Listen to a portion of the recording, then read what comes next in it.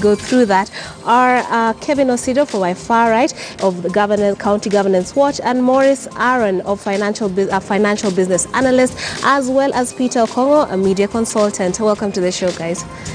Now we'll start off with the Standard, and it's leading with that story on Governors balance blast Rotich over errors. That's the headline, and it says governors blame Treasury for 10 billion shillings which was irregularly approved and supposedly spent by counties on suspect items like the South Sudan peace process, state house affairs, free primary education. I think I saw the government chemist also right there. Kevin Osido, what do you think about this one? First and foremost, right.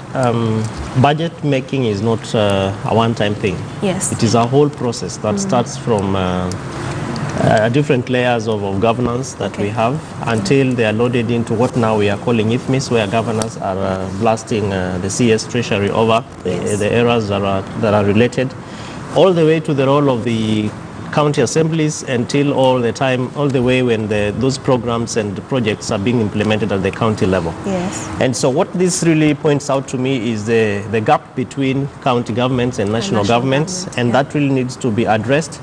I have also seen the letter which was written by the PS that counties need to come up with speed and correct these errors. But these errors are not going to be corrected in isolation. So there has to be a mechanism through which the National Treasury and the county governments are going to sit together and work. But I think for me, because this is really coming up from most of the auditors' reports that we have seen being released, yes, it's important that we invest in preventive auditing, in my view, where then even the role of the citizens come to the fore, because citizens really have a bigger responsibility in terms of the budget-making process. All these monies that we are seeing being stolen, really, presumably, is going to be meant to be delivering services to the citizens. So within that IFMIS mechanism, there has to be a deliberate step to also involve the citizens. And then lastly is capacity development or technical assistance to counties. You know that IFMIS is really domiciled at the National Treasury. We need to also find out how we can be able to take this system to the counties, because many times what counties have been able to do is to train their own officers, and really Treasury expects counties to identify individuals from the counties and then also train them so that they are able to make entries into the system.